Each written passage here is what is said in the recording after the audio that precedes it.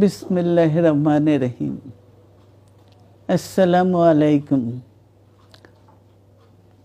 দীর্ঘদিন অসুস্থ থাকার পর আপনাদের সামনে কথা বলতে পারার জন্য আল্লাহর কাছে শুকরিয়া আদায় করছি।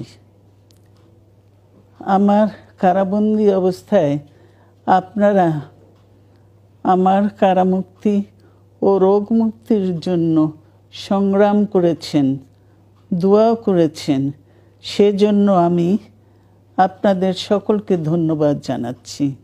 দীর্ঘ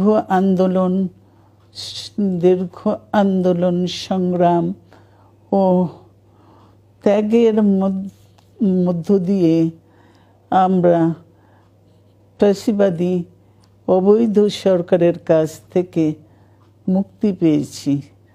আমি আন্তরিক ধন্যবাদ জানাতে চাই আমাদের বীর সন্তানদের, যারা মরণপণ সংগ্রাম করে এই অসম্ভবকে সম্ভব করেছে। শত শত শহীদদের জানাই শ্রদ্ধা। এ বিজয় আমাদের নতুন সম্ভাবনা নিয়ে এসেছে। দীর্ঘদিনের নজিরবিহীন দুর্নীতি, গণতন্ত্রের ধ্বংসের স্তূপের মধ্য থেকে আমাদের নির্মাণ করতে হবে এক সমৃদ্ধ বাংলাদেশ। ছাত্র তরুণরাই আমাদের ভবিষ্যৎ। তরুণরা এই যে স্বপ্ন নিয়ে বুকের রক্ত ঢেলে দিয়েছে, সেই স্বপ্ন বাস্তবায়নে করতে মেধা, যোগ্যতা, জ্ঞান ভিত্তিক গণতান্ত্রিক বাংলাদেশ গড়ে তুলতে হবে। শোষণহীন সমৃদ্ধ বাংলাদেশ।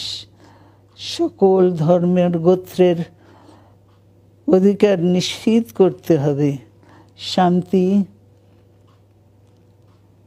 প্রগতি আর সাম্যের ভিত্তিতে আধুনিক বাংলাদেশ নির্মাণে আসুন আমরা তরুণদের হাত শক্তিশালী করি।